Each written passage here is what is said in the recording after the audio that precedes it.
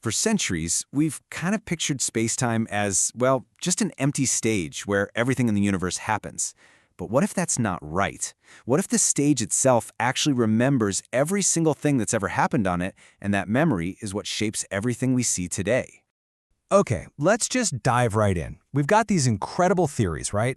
But they leave us with these massive nagging questions, like why is the universe's expansion speeding up? What is all this dark energy stuff? And honestly, what is gravity at its most fundamental level? It really feels like we're on the edge of figuring it all out, but there's just one piece missing from the puzzle. Well, a new idea called Causal Memory Gravity, or CMG for short, has a pretty radical answer.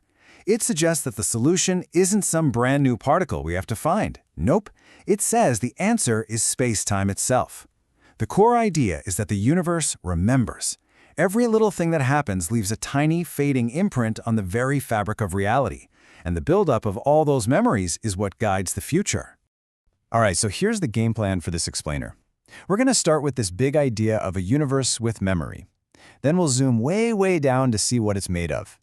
After that, we'll see how our smooth reality pops out of that, how it could explain some of the deepest numbers in physics, and finally, we'll ask the big question, does any of this actually match what we see out there in the cosmos? So what does it even mean for spacetime to have memory? You can think of it like dropping a rock into a pond. The ripples spread out, and yeah, they eventually fade away, but for a moment, they change the state of the water. CMG says that everything, a planet bending space, a gravitational wave flying by, leaves a similar kind of imprint. And these imprints don't just vanish, they fade slowly, and their collective history actually steers where the universe is going next. To really get how this works, we have to go small. I mean, the smallest possible scale you can imagine. We're talking about the microscopic foundation of CMG, something called the dynamic Planck network. Okay, so try to picture this. Spacetime isn't some smooth, continuous sheet. Instead, it's more like a gigantic buzzing network of tiny little cells. Think of them like the absolute smallest pixels of reality. Every single one of these pixels is connected to its neighbors, and they're not just sitting there. Each one can hold a tiny bit of information like a little twist of energy, and it can pass that twist along to its neighbors. Now, this network has a couple of key rules that govern it. The first one is its torsional stiffness. You can basically think of this as the elasticity of spacetime. If the stiffness is really high, it takes a lot of energy to bend or twist the network. If it's low, it's more flexible. And this number is directly tied to how strongly the network can hold on to a memory. The second rule is something called the spectral gap. Now don't worry about the super technical, mathy definition. All you really need to know is this. The spectral gap controls how long a memory lasts. If the gap is big, any disturbance fades out super fast, kind of like shouting in an open field. But if the gap is small, the memories stick around for a really long time, like an echo in a deep canyon. And this idea is absolutely central to the whole theory. So this is pretty much the whole roadmap of the idea. You start with this tiny pixelated network, then you zoom out to see how our smooth world emerges. From that big picture view, you can figure out the math behind the memory effect. And then finally, that math gives you real, actual predictions that you can go out and test against the real universe. Okay, let's dig into that second step, because it's a big one. If reality is all pixelated and discrete at the bottom, how in the world do we get the smooth, continuous space-time that we actually experience? The answer is a process called coarse graining, and you actually see this every single day. It's just like how the millions of tiny pixels on your screen all blend together to make a perfectly smooth image when you're not smushing your face right up against it. From our human-sized perspective, all that frantic, pixelated chaos at the Planck scale just averages out, and it creates the smooth, familiar fabric of space-time we know and love. And this right here, this is the key insight. The very act of zooming out from a discrete network forces these memory effects to show up. It's not something you add on later. It's an unavoidable consequence.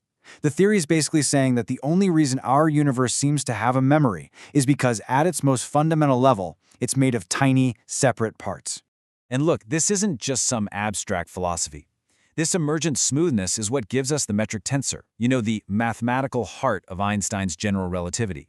The metric is the thing that tells space how to bend and tells us how to measure distance. But in CMG, it's not fundamental. It's just a collective behavior of that whole underlying network. So that leads us to what might be the most powerful idea in this whole theory. that the fundamental constants of nature, the numbers that define our reality, might not be so fundamental after all. This table really connects all the dots for us. So look at that first column. Those are the microscopic properties of the network we just talked about. Well, the spectral gap, which tells us how long memories last, actually determines the large-scale memory scale, something we can see in how galaxies clump together. The torsional stiffness, the network's elasticity, directly sets the value of Newton's constant g, the strength of gravity. And the rate that new memory is created in the network gives us the cosmological constant, lambda, the thing that's making the universe accelerate. So the really huge takeaway here is that these constants, g, lambda, and others, that physicists have to just measure and plug into their equations, they might not be arbitrary at all. CMG suggests they are just emergent properties that come from the collective behavior of this deeper network. And that could just maybe solve the famous fine-tuning problem, the mystery of why these numbers have the exact life-permitting values that they do. Okay, that is a beautiful, beautiful theory. But is it just a nice story, or does it actually match reality? It's time to see how causal memory gravity holds up when we put it head-to-head with actual data from the cosmos. And here we go, this is where the rubber meets the road. This plot is using real data about how galaxies are clustered across the universe to actually try and measure the universe's memory scale, which they call beta. Now, the key thing isn't the exact number on the plot, it's the fact that we can get a number. The data is already narrowing down the possibilities, which means the theory is making very specific, testable claims. Here's another test. Our current best model of the universe is called lambda CDM. It's the reigning champ, but CMG predicts that we should be able to see a tiny, very specific deviation from that model. And these plots show that the size of that deviation is something we can actually predict and go look for. This is exactly what you want from a new theory, a unique fingerprint that we can hunt for in our data. And that brings us to one of the most exciting results so far. See, there's this big disagreement in cosmology right now, a tension, about how clumpy the universe is. The number for that is called S8. And depending on how you measure it, from the early universe or the late universe, you get different answers. But look at CMG's prediction. It naturally lands on a lower value, one that fits perfectly with the late universe measurements. It might just solve the whole problem. Now, any good scientific theory can't just explain stuff we already know. It has to stick its neck out. It has to make sharp predictions about things we haven't seen yet. Predictions that could, potentially, prove the whole theory wrong. That is the path to falsification. So what are the make-or-break tests for CMG? Well, first, that memory scale, beta, has to be the exact same number no matter how you measure it, from supernovas, from the cosmic microwave background, from galaxies. If those numbers don't line up, the theory's in trouble. It also has to perfectly snap back to being general relativity in places like our solar system, where we know Einstein's theory works perfectly. And crucially, it predicts that gravitational waves travel at the exact speed of light, a huge test that it has, by the way, already passed. So we circle all the way back to our very first question. Is spacetime just a passive stage? Causal memory gravity says, no, it's not. It suggests a universe where the geometry of the cosmos is the memory of the cosmos. It's a wild idea, for sure, but it's one that could potentially link gravity, dark energy, and the quantum world together. Which leaves us with one last kind of profound thought to chew on. What if the universe isn't just happening on spacetime?